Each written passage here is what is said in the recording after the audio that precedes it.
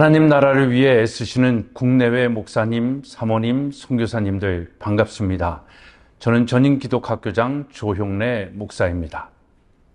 심각한 개인주의와 급변하는 사회 속에 교회는 변하지 않는 복음을 전하며 한 영혼을 살리고 이 땅을 소생케 하는 희망임을 인식하며 횃불회가 투게더 함께하는 목회, 함께 사는 교회를 주제로 동행, 함께 이끄시는 분이 누구이며 붙들어야 할 본질이 무엇인지 살피고 변화, 직면한 위기는 무엇이고 어디로 성장해 가야 하는가를 나누며 상생, 함께 할 때 가정과 교회, 지역, 사회가 살아날 수 있는가를 고민하는 자리라 소개받았습니다.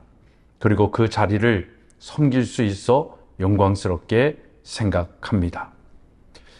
우리가 알다시피 한국 사회는 삼고 현상, 고물가, 고환율, 고유가의 현상을 가지고 있습니다. 초저출산, 초고령화 사회, 그리고 무엇보다 이념적 갈등하며 나누어진 나라에 암울한 시간을 보내고 있습니다.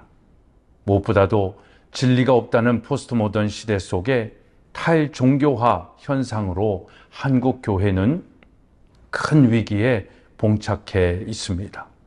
이런 현실 속에 횃불선교재단이 제시하는 동행, 변화, 상생은 분명 이 시대를 극복할 키워드임이 분명합니다. 저는 오늘 이 시간 이 세 키워드를 담을 수 있는 그리고 그 해결책을 회복해야 할 다음 세대 교육의 관점에서 함께 나누어 보고 싶습니다. 여러분은 이런 어둡고 힘든 세상이 된 이유가 무엇이라고 생각하십니까?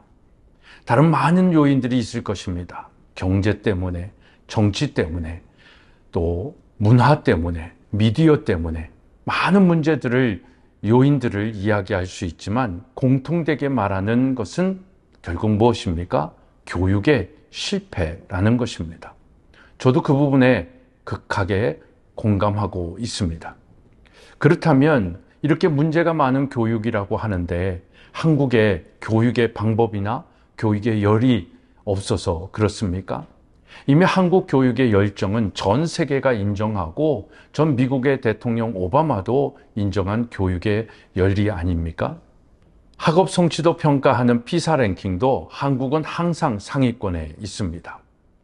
그런데도 왜 교육에 문제가 있다라고 하는 것일까요?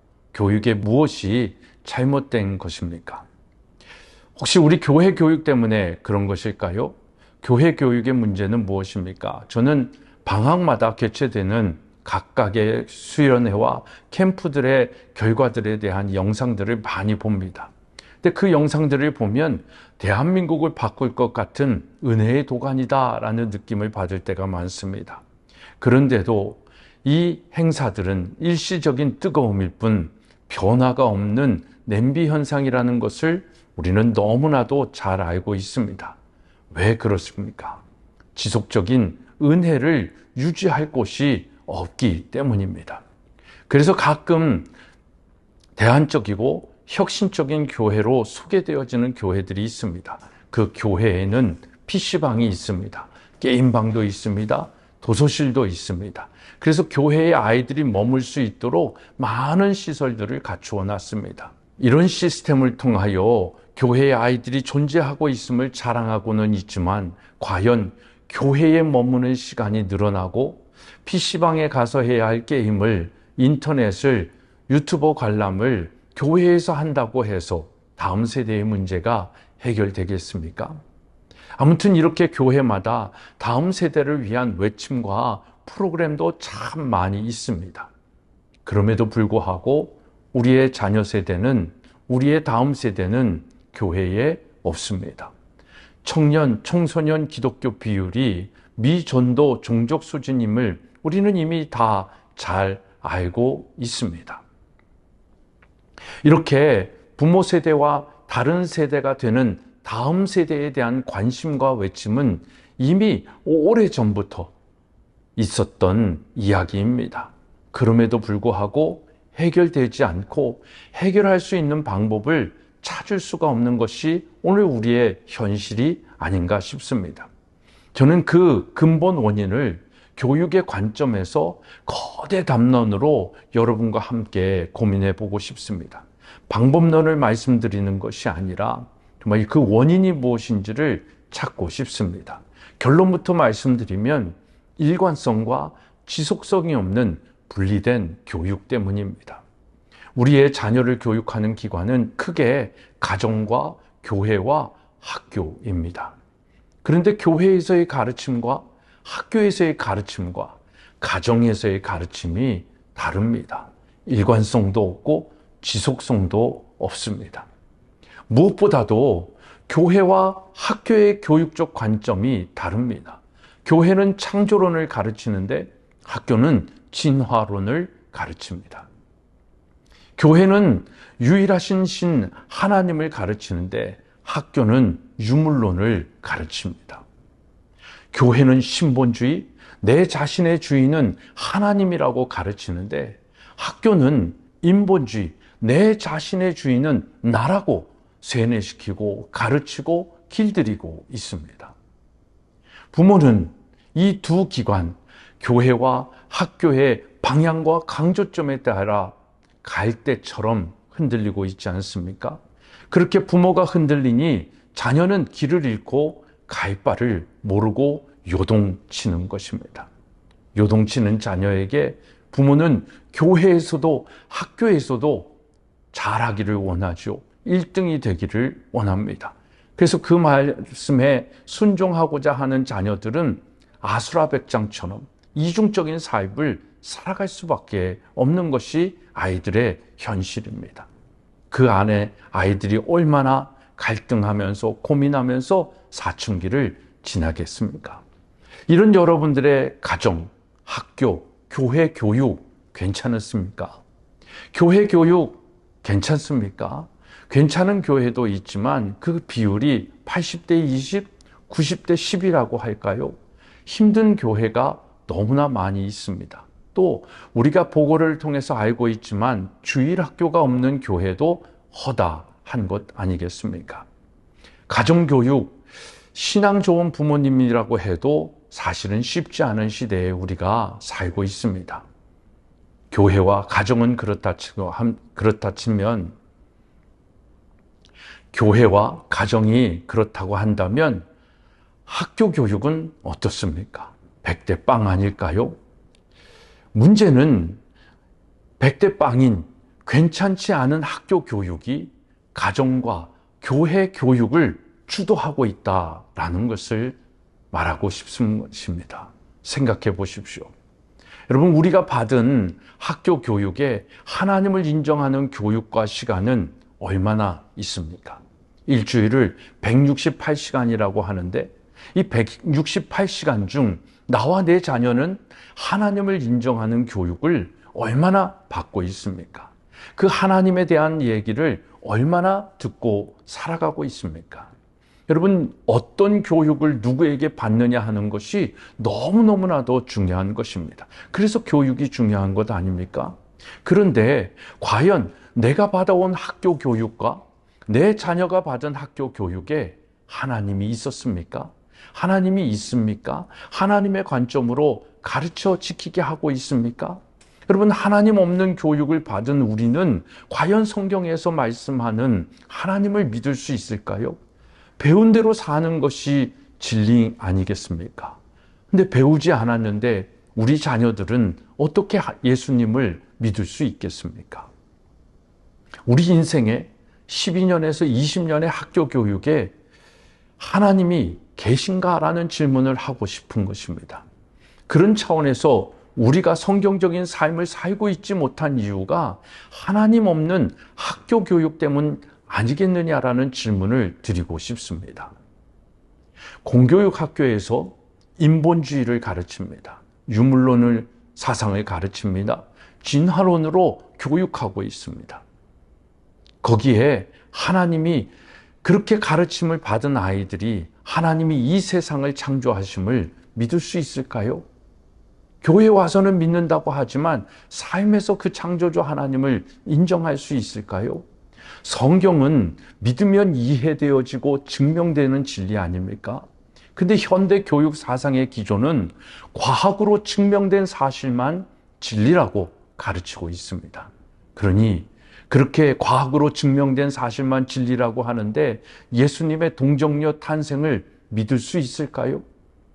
AI 인공지능 초과학 시대에 우리가 살고 있습니다. 이 초과학 시대에 죽으시고 부활하신 예수 그리스도를 증명되지 않은 사실이라고 가르치는 그 교육 속에 믿을 수 있겠냐라는 질문인 것입니다. 이것이 오직 자녀 세대들에게만 해당되겠습니까? 지금 30대, 40대가 교회에 나오지 않고 교회에서 성경을 믿지 않는 이유는 학교 교육에서 그렇게 길들여진 이유가 아니겠냐라는 것입니다. 그렇다고 학교에서 가르치는 지식은 그러면 다 과학으로 증명된 사실입니까? 여러분, 진화론은 증명된 과학이고 진리입니까?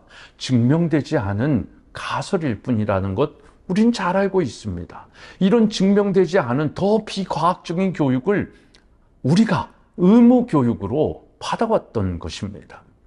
그래서 눈에 보이지 않고 손에 잡히지 않는 하나님을 너무나 믿기 어려운 생각의 틀을 가지고 세계관을 가지고 살아가고 있는 것입니다. 교회는 다녀도 은혜를 알고 믿는 자가 적은 이유가 바로 여기에 있는 것입니다. 고 오카는 목사님은 이런 말씀을 하셨습니다. 은혜 받았다 하며 가치관과 세계관, 생각이 변하지 않으면 가짜다. 은혜를 받았습니다. 근데 가치관과 세계관, 생각은 어디에서 형성이 되어지는 것입니까? 교육의 현장입니다. 근데 그 교육의 현장에 가장 많은 시간을 차지하고 있는 학교 교육에 과연 하나님이 계십니까? 오늘 우리가 은혜 받았다 하며 명목상 그리스도인으로 사는 이유는 성경적 세계관으로 우리의 생각이 변화되지 않았기 때문입니다. 왜 그렇습니까? 우리가 받은 학교와 세상 교육의 대부분은 하나님을 거부하고 있기 때문입니다. 저는 이 전제 속에 우리의 가정, 우리의 교회, 그리고 개인의 신앙과 삶을 한번 돌이켜 보았으면 좋겠습니다. 우리가 받은 교육의 대부분이 생명보다 귀한 은혜를 값싼 은혜로 취급하고 있습니다. 인본주의, 유물론, 진화론의 교육은 결국 우리가 받은 그 은혜를 값싼 은혜로 취급하게 만드는 것입니다. 그 교육을 받아 교회는 다니고 있지만 그래서 믿음 없는 자처럼 교회 생활만 하고 있는 것입니다. 저는 여기서 가짜 그리스도인이 양성되어지고 있다라고 생각을 합니다. 이런 가짜들 때문에 기독교가 욕을 먹는 것 아닙니까? 세상이 밥이 되어져 있지 않습니까? 여러분, 다시 한번 생각해 봅시다. 기독교가 왜 욕을 먹고 있습니까?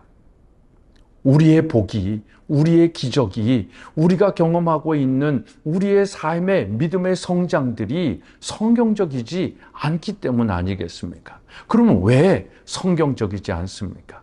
성경적으로 배운 적이 없습니다.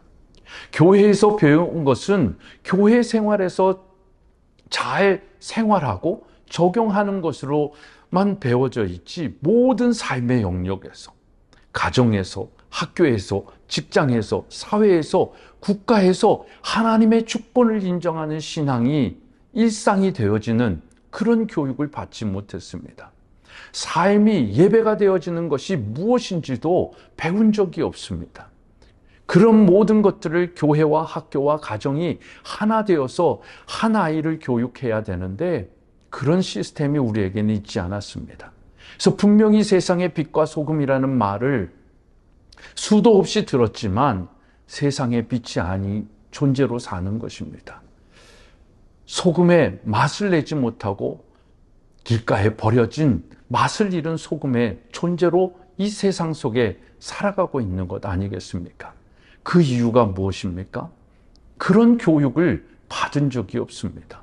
여호와를 경외하는 삶은 교회에서만 하면 되는 것으로 착각하면서 그렇게 오해하면서 생활한 것입니다. 그래서 교회 생활 잘하는 것에 대하여 교회에서 배웠지만 세상에서 그리스도인으로 사는 법을 배우지 못했습니다. 그래서 왜 우리가 성공해야 되는지, 왜 우리가 실력 있는 그리스도인이 되어야 되는지, 영향력 있는 그리스도인으로 이 세상 속에 존재해야 하는지를 모르는 것입니다. 그래서 우리는 세상은 세상의 방법대로, 교회는 교회의 방법대로 사는 것입니다. 그러니 빛이 되지 못하고 소금이 되지 못하는 영향력 없는 그런 교인의 존재로 존재할 뿐인 것입니다. 이렇게 세상과 교회를 나누는 이분법적인 교육이 오늘 우리를 이중적인 삶을 살게 하고 있는 것은 아니겠습니까? 게다가 진리가 없다 하는 이 포스트 모던 시대는 세상의 잣대로 교회를 판단하고 정죄하고 있습니다. 사단이 이 짓을 하고 있는 것입니다. 여러분, 저는 지금까지 일관성과 지속성이 없는 분리된 교육의 문제를 제기하면서 다음 세대와 이 세상, 그리고 기독교가 어그러진 원인을 의무교육화된 공교육이라는 부분에서 많은 문제를 제기했습니다. 그 문제에 대한 질문에 저에 대한 대답은 그렇습니다. 국가 중심의 공교육 때문이다라고 말씀드리고 싶습니다. 저는 교회 지도자들이 성도들과 자녀들이 받고 있는 이 공적 교육에 대한 많은 의문을 던졌으면 좋겠습니다. 국가가 주도하는 공립학교의 시작은요, 프러시아 시대에 시작된 학교 시스템입니다. 이 학교 시스템은 한 사람을 좋은 사람으로 교육하기 위한, 그 사람의 행복을 위하여 교육하기 위한 학교 시스템이 아니라 국가라는 거대한 조직의 부속품과 같은 인간을 양성하는 것을 목표로 존재하는 시스템이었습니다. 그래서 시대가 바뀌고 정권이 바뀌고 이데올로기에 따라서 인간관이 다르고 그에 따른 교육과 방법도 바뀌는 것입니다.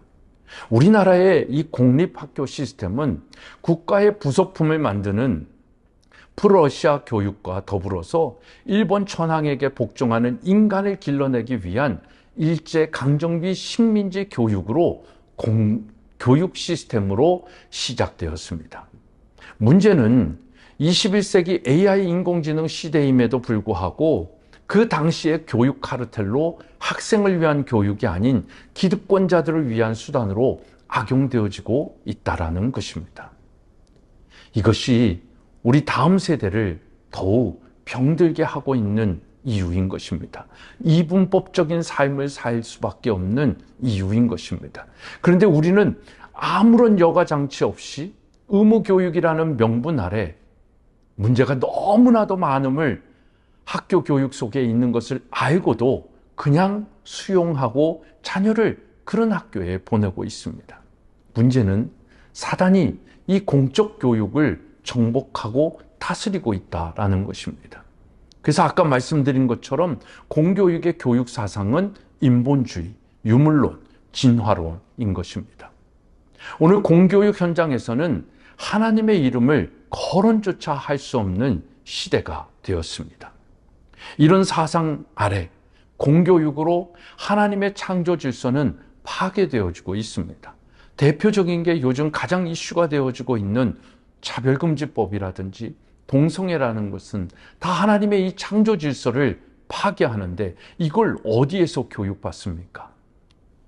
일반 학교, 공교육에서 아이들이 그것을 배우고 있다는 것입니다.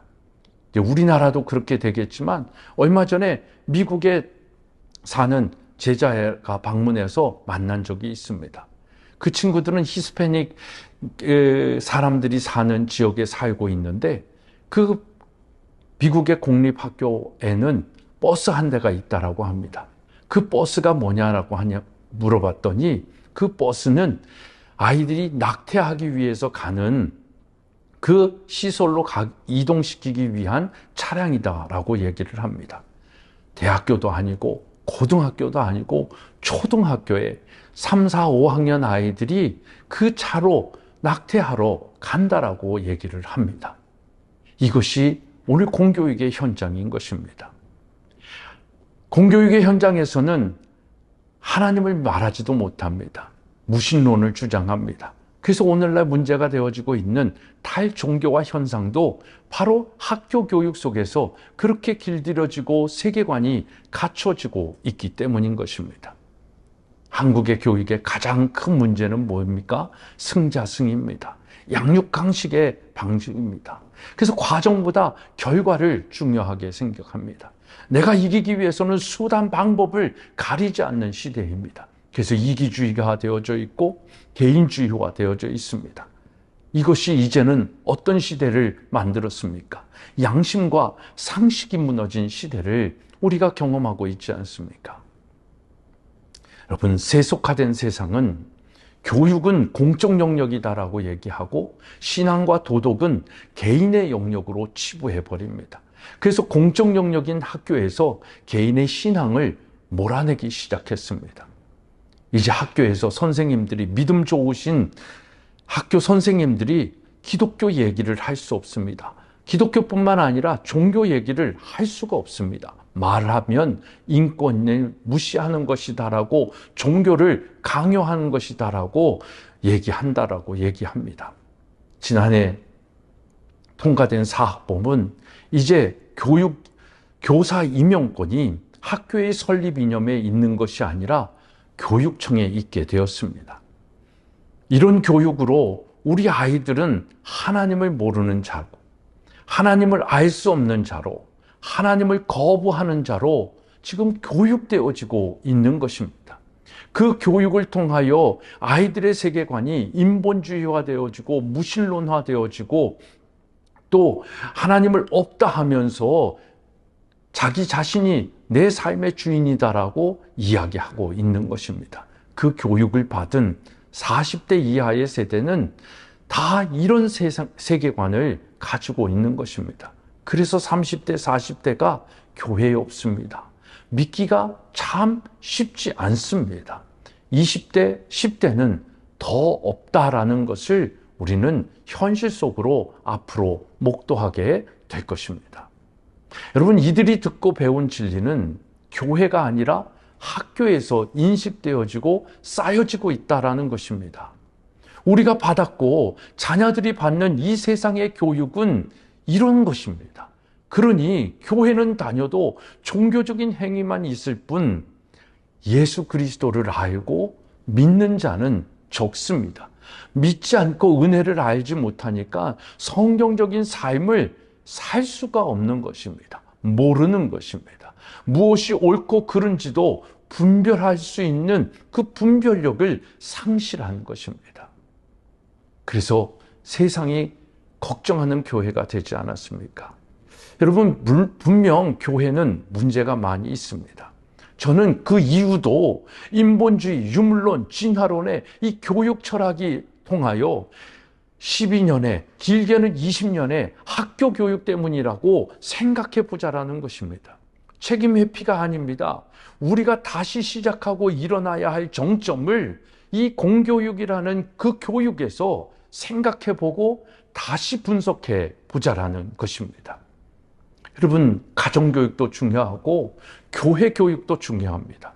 그런데 학교 교육이 더 성경적이어야 하는 것입니다. 왜냐하면 거기에서 보내는 시간이 가정에서 보내는 시간보다, 교회에서 보내는 시간보다 훨씬 많기 때문입니다. 또 거기에서 배운 지식으로 세상에서 살아가고 있기 때문입니다.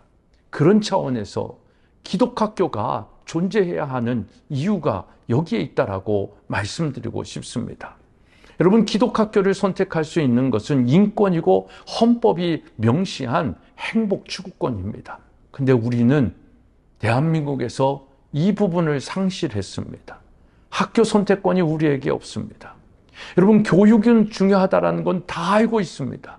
교육은 신앙을 삶이 되게 하는 그 방법을 가르쳐주고 그것을 배우는 과정으로 결코 교육과 신앙은 분리될 수 없습니다.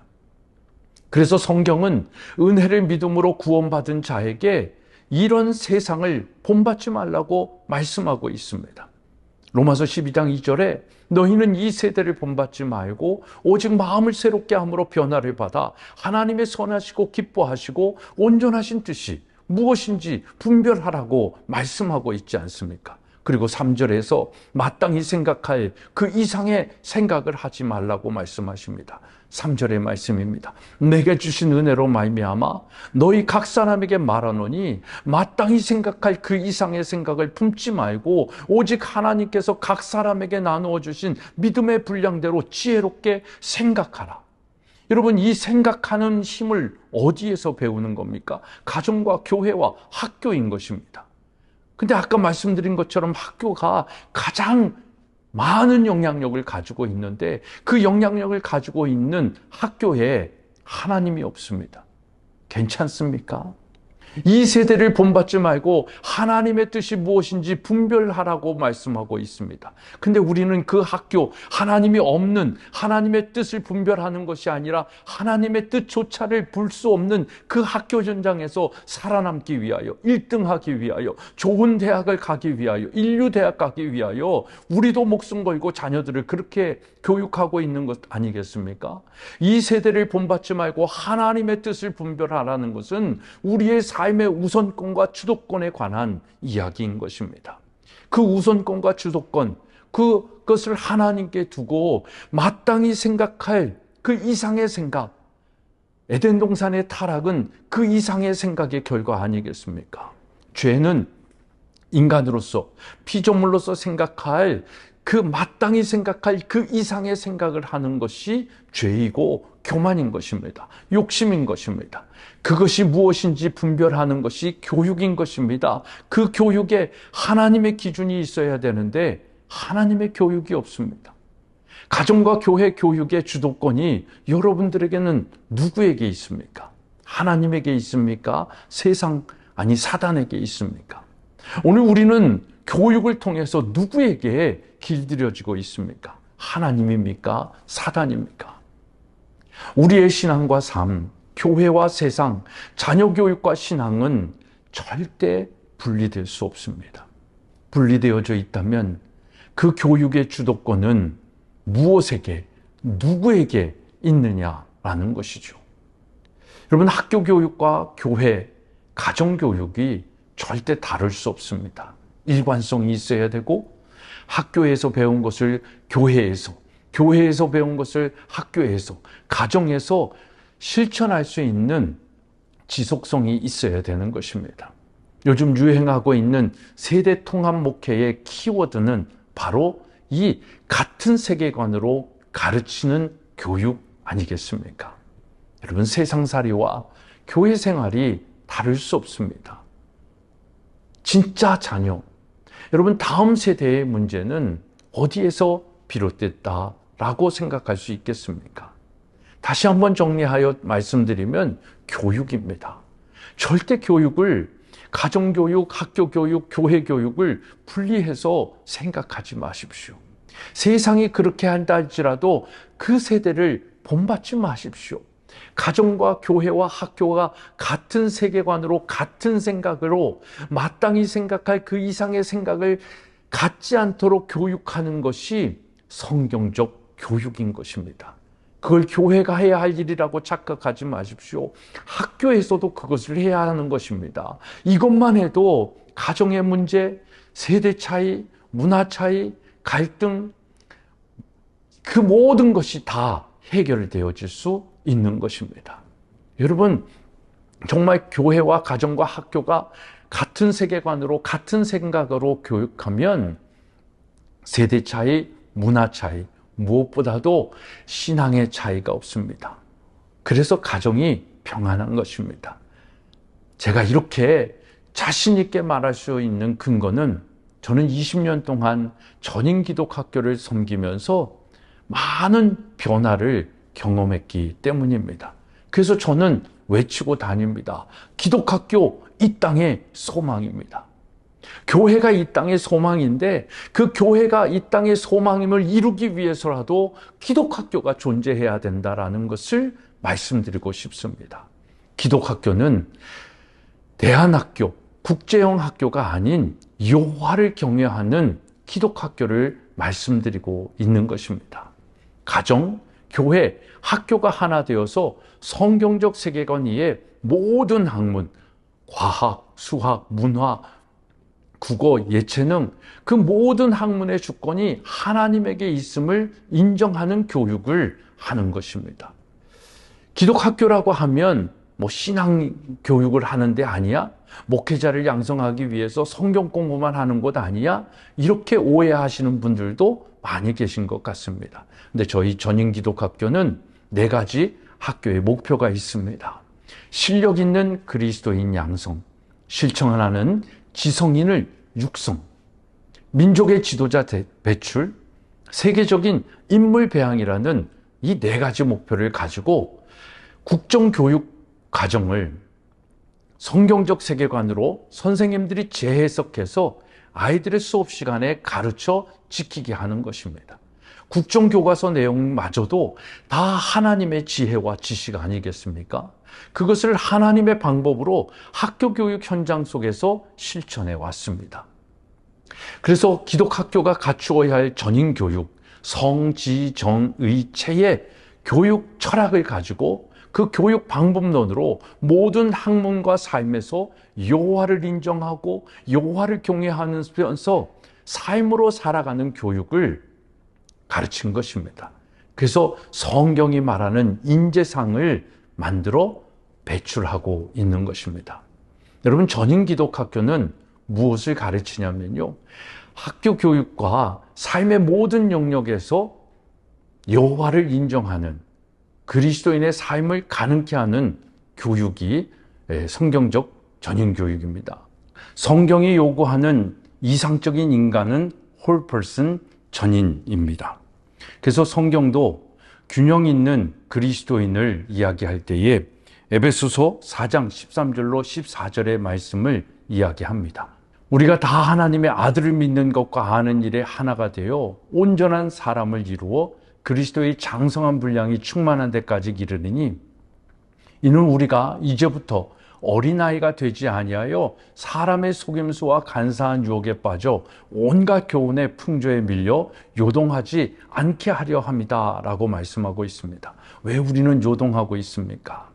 이 세상의 간사한 유혹에, 사람의 속임수에, 사단의 그 유혹에 빠져서 온갖 교훈의 풍조에 밀려서 요동하고 있는 것 아니겠습니까?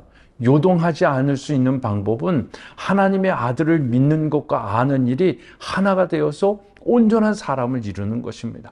이게 교회 안에서만 이루어지는 게 아니라고 말씀드리고 싶은 것입니다.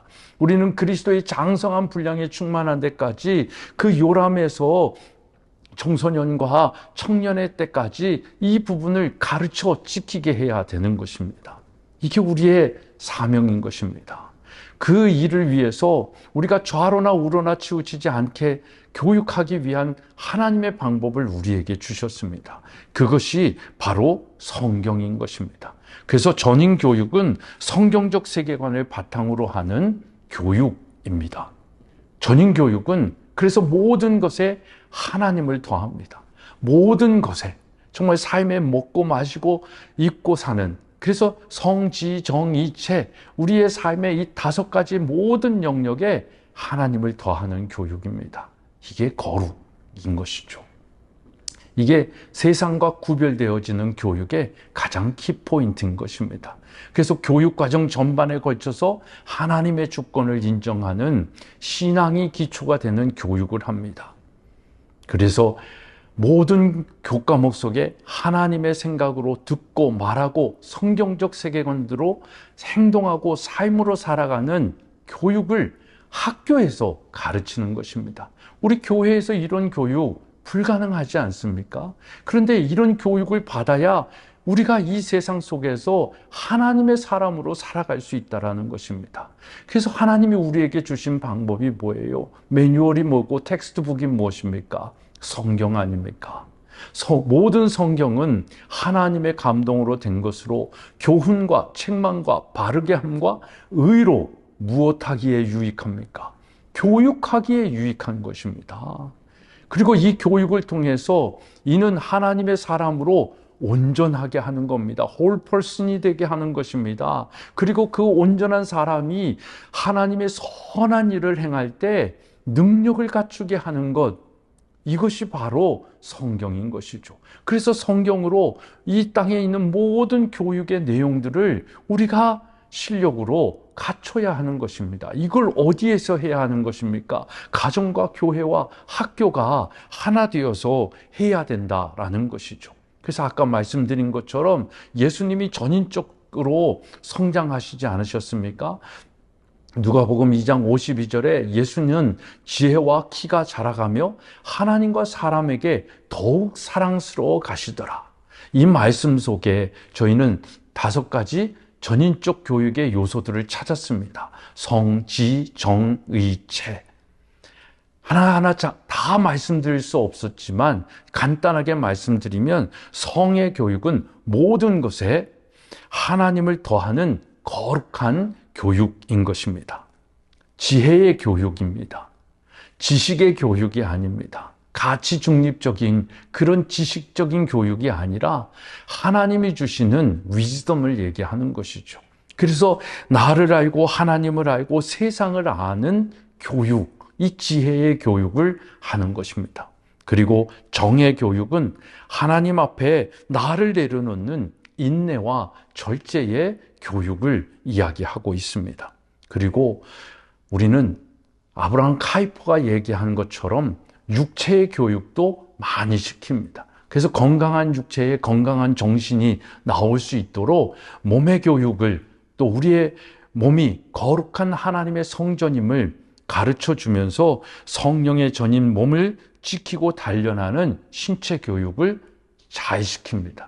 그리고 저희 학교는 그래서 잘 먹입니다. 좋은 음식을 가지고 아이들이 건강하게 자랄 수 있도록 또 학식에 있어서도 정성을 다하고 있다라는 것입니다. 여러분, 전인기독학교는 무엇을 가르칩니까? 학교 교육과 삶의 모든 영역에서 여호와를 인정하는 그리스도인의 삶을 세상에서 가능케 하는 교육을 하는 것이 성경적 전인 교육입니다. 그래서 우리 아이들의 교실에 칠판 위에는 What would your Jesus do?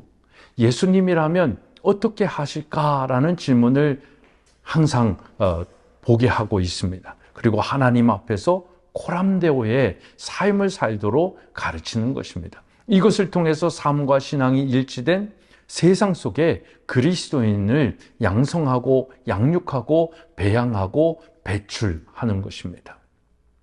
여러분, 이것을 가능케 하는 공동체, 마을이 필요한 것입니다.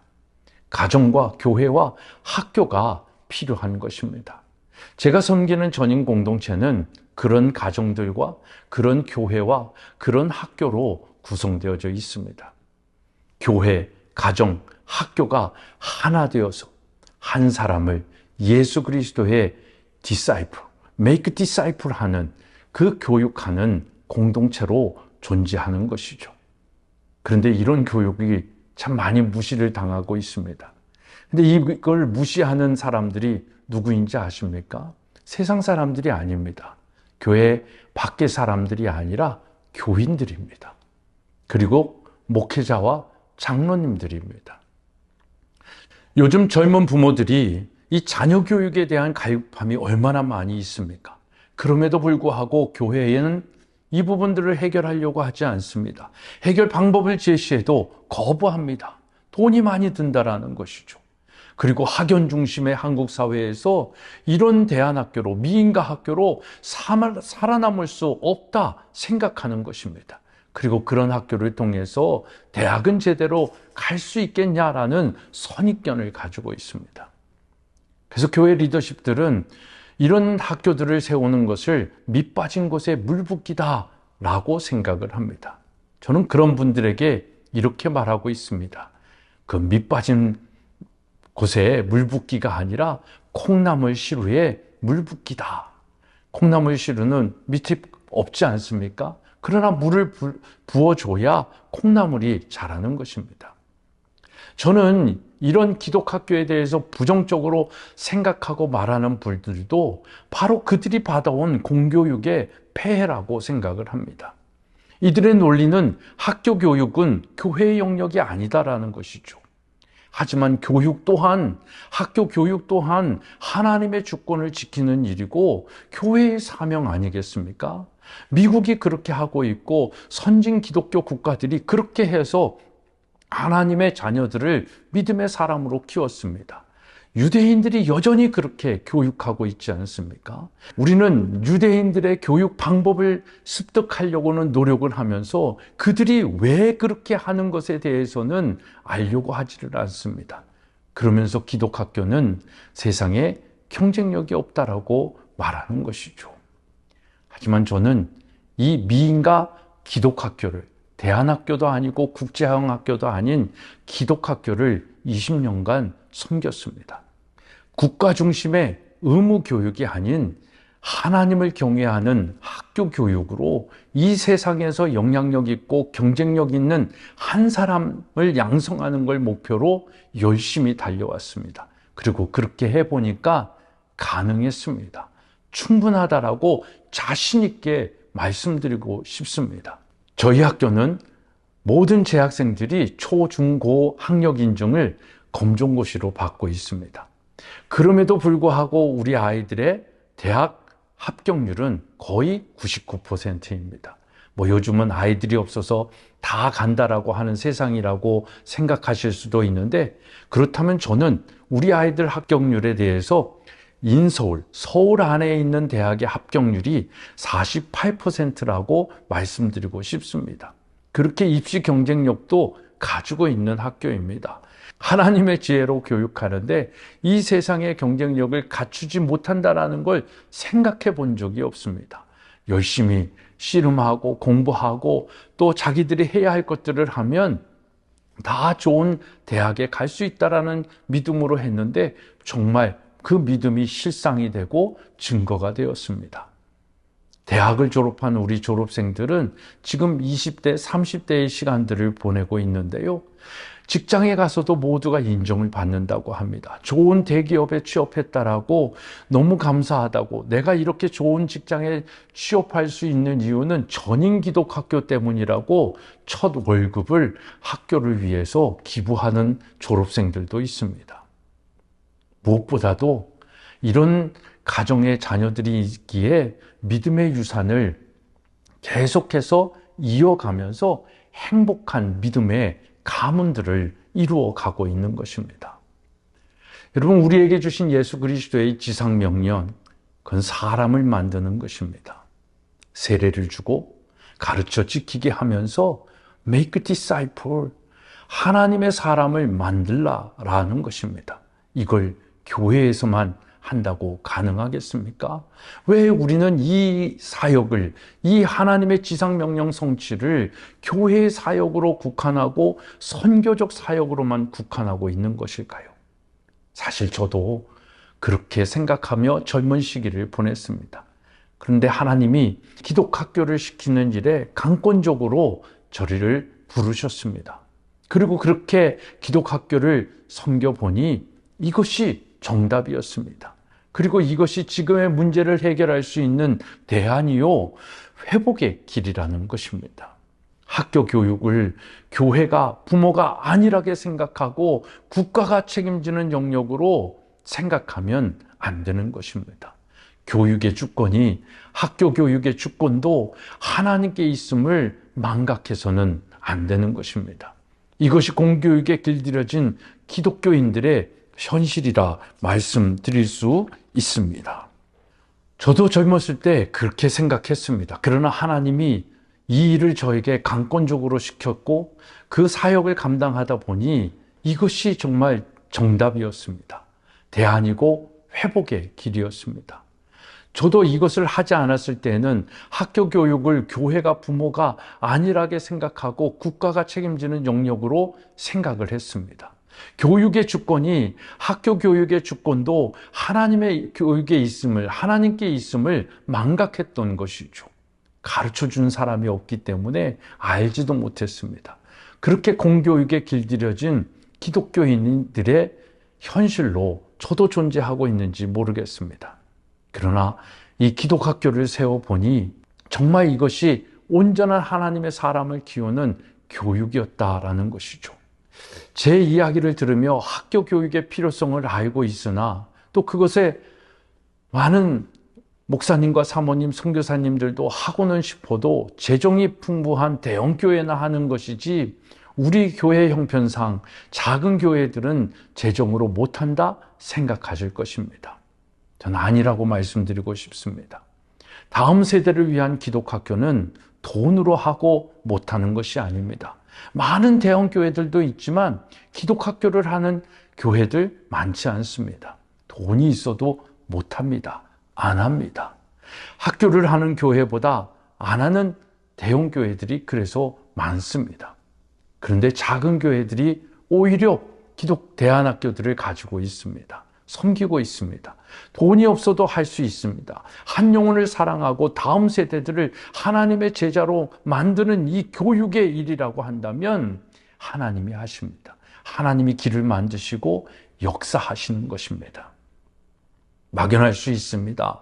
하지만 조금만 여러분들 교회 사역의 중심을 다음 세대 하는 그런 외침만 있는 것이 아니라 학교 교육에 조금만 더 포커스를 맞춘다고 한다면 다양한 방법들이 있을 수 있습니다. 현재 난립하는 많은 대안학교와 국제형 대안학교들을 통해 가지고 문제가 많은 것도 저도 누구보다도 잘 알고 있습니다. 기독학교의 정체성이 어느 순간 대안학교가 되어버린 것이 안타깝게 생각하는 사람입니다. 기독학교 운동은 무브먼트가 되어야 하는데 이 교회의 한 프로그램으로 또는 목회자의 비즈니스로 변질되어져 있는 모습도 저도 많이 목도하고 있습니다. 그래서 아파하고 그 학교에서 상처받은 가정들이 저희 학교에 오는 경우도 많이 있습니다. 그런 문제가 있다 할지라도 저는 안 할 수 없는 것이 이 기독학교를 교회가 감당하는 것이다 말씀드리고 싶습니다. 작은 교회들이 할 수 있는 일이 없다 하실 것입니다. 저는 방과 후 학교라도 또 주말에 독서 학교라도 시작하시기를 부탁을 드립니다. 그리고 이 지역 교회들이 하나가 되어질 수 있는 것도 바로 이 기독학교 사역입니다. 다음 세대 학교 교육을 위해 지역 교회들이 동행해야 변화가 일어날 수 있는 것이고 그 안에서 그 지역 교회로 상생할 수 있습니다. 저는 작은 교회들이 할 수 있는 이 가능성을 미국에 있는 저희 학교, 자매 학교를 통해서 경험했습니다. 시애틀 퓨알라비에 있는 캐스케이드 크리스천 스쿨이라는 학교인데 이 학교는 지역의 5교회가 연합하여서 세운 학교입니다. 교회마다 초등학교는 각자 교회의 시설을 이용하고 있습니다. 그리고 중고등학교는 이 5교회와 지역의 크리스천 기업가들이 많이 재정적인 부담을 해서 연합하여 지역의 크리스천 학교를 설립했습니다. 그리고 지금은 학교를 통해서 지역에 많은 영향력을 끼치고 있습니다. 오늘 이 짧은 시간에 그 방법론을 다 말씀드릴 수는 없지만 중요한 것은 또 우리가 해야 할 것은 나라를 살리고 한 사람을 제자 삼는 일에 목숨을 거는 사명자들이라면 이 일은 할 수 있고 해야 하는 일이다라는 것입니다. 물론 많은 해결해야 할 부분들이 있습니다. 그럼에도 불구하고 해야 할 일인 것입니다. 우리가 다음 세대와 미래 한국 교회를 걱정하고 있다면 전 다른 방법이 없다라고 생각합니다. 교회가 안 해본 것 아닙니다. 가정들이 안 해본 것 아닙니다. 교회와 가정이 해도 안 되는 이유는 학교 교육의 주권을 세상에게 사단에게 빼앗긴 이유라는 결론인 것입니다. 그래서 그것을 다시 회복해 보고 싶습니다. 20년을 기독학교를 섬겨보니 기독학교가 이 땅의 소망임을 외칠 수밖에 없습니다. 저는 이 시간에 마무리하면서 도상 안청호 선생님이 나라의 독립을 소망하면서 외쳤던 외침을 여러분과 함께 나누고 마무리하고 싶습니다. 2천만 동포요. 나라가 망한 것은 이완용이나 일본 때문이 아니다. 우리가 무지해서 나라를 망하게 했다. 그러니 너와 내가 함께 지금부터 나라 살릴 공부를 하자. 그리고 힘을 합쳐 전국의 학교를 세워 우리의 아이들을 공부시키자. 바로 이것이 진정으로 애국, 애족하는 길이다. 여러분, 우리가 뭘 못해서 못한 것이 아닙니다. 안 해서 못한 것도 아닙니다. 우리의 교육의 기준이 달랐던 것이고 내용이 달랐던 것입니다. 여러분, 지금 우리가 경험하고 있는 대한민국 얼마나 마음이 아픕니까? 한국교회 얼마나 안타깝습니까? 이것은 다른 이유가 있는 것이 아닙니다. 우리가 정말 진짜 교육을 제대로 하지 못했기 때문인 것입니다. 우리가 나라 살릴 공부를 해야 되는 것입니다. 그리고 힘을 합쳐서 이 나라 살릴 공부를 할 수 있는 학교를 세워서 우리의 다음 세대들을 가르쳐야 되는 것입니다. 이것이 애국, 애족, 대한민국을 살아가는 것뿐만 아니라 하나님 나라 위하여 오늘 우리 믿음의 사람들이 해야 할 일이다라는 것입니다. 저는 교회와 가정과 학교가 하나 된 기독학교를 여러분들의 공동체 속에서 세워나갔으면 좋겠습니다. 그래서 공교육, 사단에게 빼앗긴 이 교육의 주권을 다시 빼앗아 오고 싶습니다. 빼앗긴 다음 세대가 믿음 안에서 성장하도록 민족을 구원하는 마음으로 기독학교를 세워서 지금은 남이 땅이 되어버린 것처럼 되어 이 공교육에서도 빼앗긴 교육을 회복하여 하나님의 나라를 만들어 가야 하지 않겠습니까? 여러분, 기독학교를 세우는 이 회복의 학교를 통해 하나님의 창조 명령이 이곳 이 땅에 이루어지기를 소망합니다. 생육하고 번성하고 땅에 충만하라, 땅을 정복하라는 이 하나님의 창조의 명령을 우리 다음 세대들을 통하여 이루어야 되지 않겠습니까? 그래서 저는 기독학교가 이 땅의 소망이라고 외치는 것입니다. 오늘 횃불 재단이 우리에게 주고 있는 키워드 동행, 교회, 학교, 가정이 일관되고 지속성 있는 교육으로 다음 세대를 위하여 동행해야 합니다. 이중적이고 세속적인 교육이 이제는 성경적 세계관의 교육으로 변화되어서 정말 하나님의 선하시고 기뻐하시고 온전하신 뜻을 분별할 수 있는, 마음을 새롭게 함으로 변화되어져 있는 진짜 그리스도인들이 이 땅에 만들어져야 되는 것입니다. 그래서 우리 모든 기독교 공동체, 교회, 학교, 가정, 그뿐만 아니라 선교 단체와 기독교 기관, 이 모든 기관들이 함께 이 무너진 하나님의 교육을 회복함으로 상생하여 다시 이 땅에 하나님의 그리스도의 계절이 오게 만들어야 하지 않겠습니까? 우리가 원하는 다음 세대를 위해 꼭 필요하고 동행해야 하고 변화해야 하고 상생을 위해 필요한 것은 교회가 기독학교를 세우는 것입니다. 기독학교, 이 땅의 교회의 가정의 소망입니다.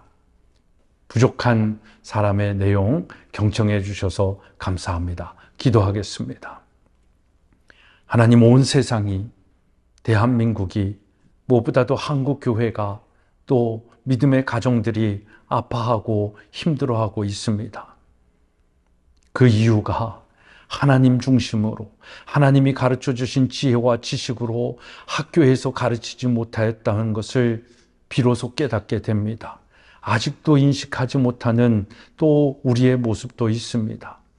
오늘 이 부족한 사람의 강의를 통하여 인식이 깨어지고 도전이 되어지고 또 방향을 다시 설정하여서 정말 우리의 미래에, 아니 현존하는 다음 세대들이 미래를 살아갈 때에 정말 하나님의 마음에 합한 자로, 하나님을 기쁘시게 하는 자로, 하나님을 영화롭게 하는 자로 제자 삼을 수 있는 그런 가정과 교회와 학교가 되어질 수 있도록, 그래서 동행하고 변화되어지고 상생하는 한국교회 되게 하여 주시옵소서. 이를 섬기는 횃불재단 위에 하나님께서 더 축복하여 주시고 더 많은 영향력을 끼칠 수 있도록 은총을 내리워 주시옵소서. 이를 섬기는 원장님이와 모든 스태프들에게 하나님의 위로와 사랑이 가득하시기를 소망하며 예수 그리스도 이름으로 기도드립니다. 아멘.